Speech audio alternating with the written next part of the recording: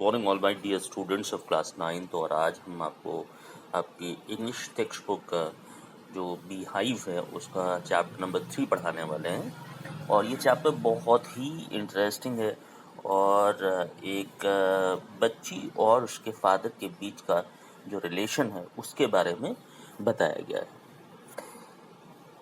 एक ऐसा चैप्टर है जहाँ पर एक बच्ची है और वो बच्ची अपने वालिद से यानी कि अपने फादर से उसको डर लगता है और कई बार जो है वो सही तरीके से उनको रिस्पॉन्ड भी नहीं कर पाती, इतना डर जो है उस पर हावी होता है। तो ये वो स्टोरी है जहाँ पर आपको जो है वो एक पेरेंट्स का जो रवैया होता है, जो पेरेंट्स का जो नज़रिया होता है अपने बच्चे को लेकर के, राइट, उसके बारे में। और वो बच्ची जो इसमें कैरेक्टर दिया गया है, अभी उसका हम आपको जिक्र करेंगे, केजिया नाम है उसका, राइट। उसका उसका क्या सोचना होता है, उसके जहन में क्या चलता है, और वो स्टैमर कैसे करने लगती है, हकलाने कैसे लगती है, जैसे उसके वालिद उससे किसी भी काम के लिए बोलते हैं, कहते हैं, राइट। तो क्या हो जाता है, क्योंकि वो बच्ची, उसके ऊपर भी एक तरह का प्रेशर होता है फादर का। एंड आप में से बहुत से ऐसे बच्चे होंगे जिन पर फादर का प्रेशर रहता है। तो उसी के बारे में, यानी कि उसी प्रेशर को किस तरीके से हैंडल करना चाहिए, राइट, और आप अपने पेरेंट्स को किस तरीके से लें, इसके बारे में भी आपको इस स्टोरी के अंदर बताया गया। कई बार क्या होता है कि जब आप छोटे होते हैं तो जो पेरेंट्स होते हैं वो पेरेंट्स आपको आपके सामने गलत नज़र आते हैं, लेकिन जब वही पेरेंट्स थोड़ा सा बूढ़े हो जाते हैं और आप जवान होते हैं और आप जब पेरेंट्स बनते हैं, तब आपको वो एहसास जागता है कि ये रिश्ता ही एक ऐसा है जहाँ पर फादर को थोड़ा टफ होना पड़ता है, मदर को थोड़ा सा टफ होना पड़ता है, और बच्चों को उस टफनेस को समझना पड़ता है, राइट। तो बड़ी अच्छी स्टोरी है और इसके बारे में मैं थोड़ा सा पहले आपको बिफोर यू रीड से मैं आपको समझाने की कोशिश करता हूँ। बिफोर यू रीड से यहाँ से कहते हैं, do you feel you know when do you feel you know your parents better now than when you were much younger? Do you feel you know your parents better now?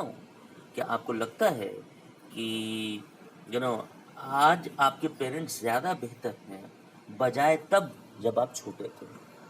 तो ये बात बिल्कुल सही है। जब पेरेंट्स थोड़ा सा they become older, तो उनकी बहुत सी चीज़ें बदल जाती हैं, उनका नज़रिया बदल जाता है। लेकिन जब बच्चे छोटे होते हैं तो वो टफ भी होते हैं।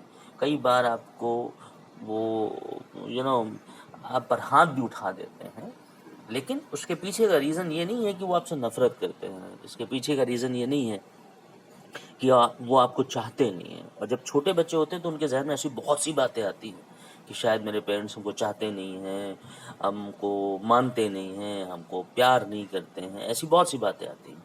लेकिन ये तब दूर होता है जब आप भी पेरेंट्स बनते हैं और आपके अंदर भी वही सारे सिम्टम्स जो हैं, वही सारे जो पेरेंट्स के गुण होते हैं वो आते हैं। तो कहते हैं, do you feel you know your parents better now? आज आपको लगता है कि आप पेरेंट्स को ज़्यादा बेहतर जानते हैं बजाय कि जब आप बहुत छोटे थे या आप यंगर थे।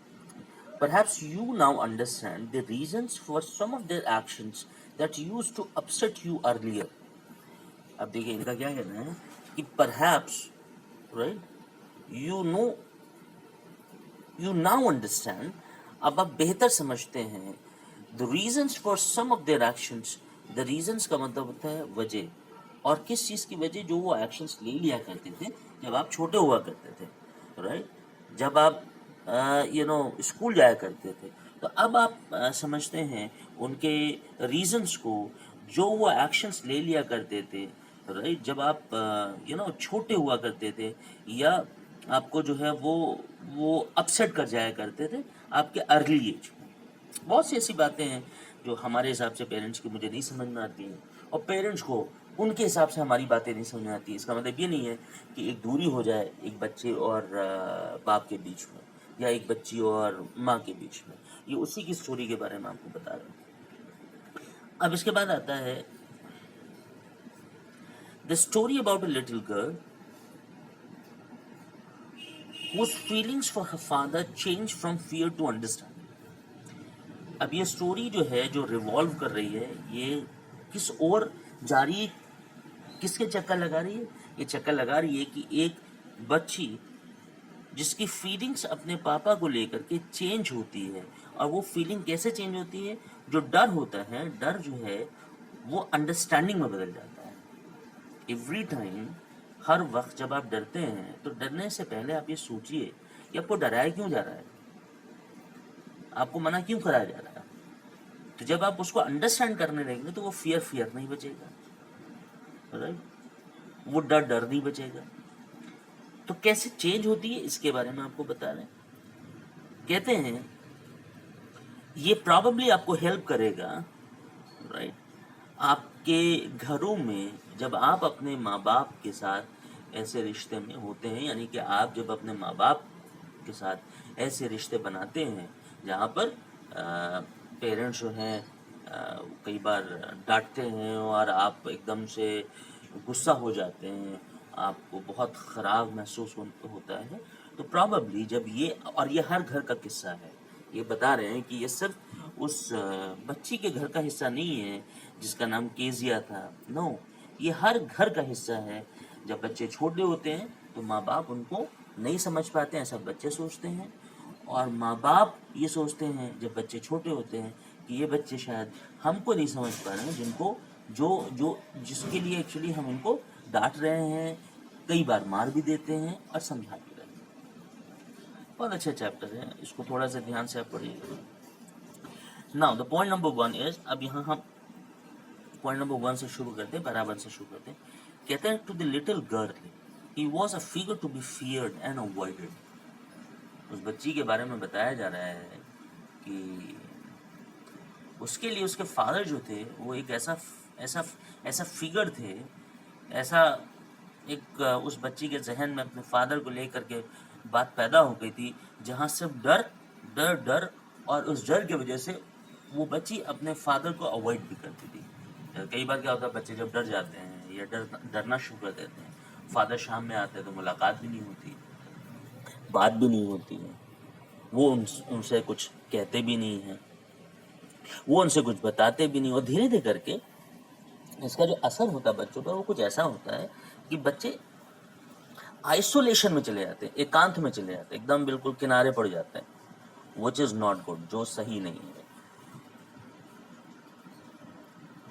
इसके बाद बताते हैं every morning before going to work he came into her room. अब ये स्टोरी वहाँ पे चल रही है, जो वो बच्ची केजी और उसके फादर के बीच की स्टोरी है, जहाँ पे मदर का भी कैरेक्टर जो भी बीच में आएगा, जो रास्ते में आपको मिलेगा, राइट, जब हम आपको पढ़ाने का सफ़र शुरू करेंगे तो वहाँ मदर का क्या इसमें रोल होता है, वो कैसे रिस्पॉन्ड करती हैं, उसके बारे में भी आपको पता चलेगा। कहते हैं every morning before going to work he came into her room and gave her a casual kiss. Father का जो तरीक़ा था इस बच्ची को लेकर के वो ये था कि हर सुबह जो वो ऑफिस जाया करते थे, राइट, वो उस बच्ची के कमरे में आते थे, केजिया के रूम में, और उसको एक कैजुअल किस जो होता है, कैजुअल किस का मतलब होता है कि प्यार भरा एक किस, चाहे तो वो उसके गालों की बात की जाए या उसके फोरहेड यानी कि माथे की बात की जाए, यहाँ एक तरह से कैजुअल किस करते थे, और ये अपनाइयत का सबूत है। यानी कि अब आपको इससे पता चल रहा होगा कि जो बाप रोज़ाना उस बच्ची के कमरे में जाता हो अपने काम को जाने से पहले और कैजुअली किस करता हो, प्यार करता हो सकता है वो बच्ची जग रही हो ना जग रही हो, तो आप सोच सकते हैं कि उस फादर के दिल में उस बच्ची के लिए क्या था। और ये मैं आपको बता दूं, ये 90% माँ बाप के दिल में बच्चों के लिए होता है। कई बार माँ बाप बहुत एक्सप्रेसिव होते हैं, वो एक्सप्रेस कर देते हैं, राइट, उनके एक्शन से आपको पता चलता है कि हाँ भाई मेरे माँ बाप मुझे बहुत प्यार करते हैं, और कई बार उनके एक्शन से इसके बारे में आपको पता नहीं चलता। तो उसका रिस्पॉन्स क्या होता था, वो जनरली क्या होता है, बड़े डरे सहमे तरीक़े से, अगर जग रही है और मतलब उन्होंने कैजुअली किस कर लिया है तो बहुत ही डरे तौर पर, बहुत ही एकदम बिल्कुल सहमे तौर पर उनको गुड बाय कहते हुए उनको ऑफिस के लिए रवाना कर देती थी, जो कि अच्छी बात भी है। कहते हैं there was a glad sense of relief. और इससे क्या होता है ना, जब वो वालिद उसके चले जाया करते थे ऑफिस के लिए, तो वो निहारती थी वो दूर तक, वो जब जब तक कि वो ओझल ना हो जाए, राइट, और वो एक तरीके से जो है वो चले ना जाएं या अपनी गाड़ी में ना बैठ जाएं, तब तक कि उसको सुकून नहीं होता था। यानी कि कहीं ना कहीं बाप के घर से निकलने, उनके बोझिल होने, और वो देखती रहती थी रोड साइड, यानी कि जब वो रोड पर होते थे रोड साइड उनको देखती रहती थी, और जब तक कि वो बोझल नहीं हो जाते थे, आंखों से ओझल नहीं हो जाते थे, तब तक कि उसको सुकून हासिल नहीं होता। उसको सुकून तब मिलता था, अच्छा अब पापा चले गए, चलो अल्लाह तेरा लाख लाख शुक्र है ना। ये अब शाम की कहानी आती है। शाम की कहानी क्या है? कहते हैं in the evening when he came home she stood near the staircase and heard his loud voice in the hall.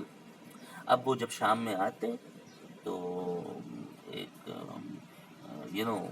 बड़ी तगड़ी सी आवाज़ में, बड़ी ऊंची सी आवाज़ में उसको बुलाते थे, और मतलब बुलाते हैं जब वो स्टेकेस के पास, यानी कि स्टेकेस का मतलब सीढ़ी के पास खड़ी होती है।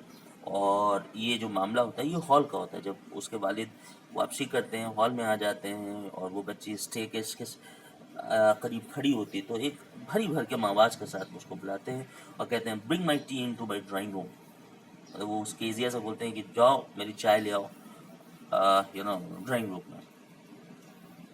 और फिर दूसरा सवाल है, hasn't the paper come yet? अभी तक पेपर नहीं आया। तो माँ, go and see if my papers out there. चलो जाओ अपनी माँ से पूछ लो कि कहीं ऐसा तो नहीं, मेरा पेपर तो नहीं उनको मिला है। And bring me my slipper, और मुझे फिर स्लीपर ला के दो।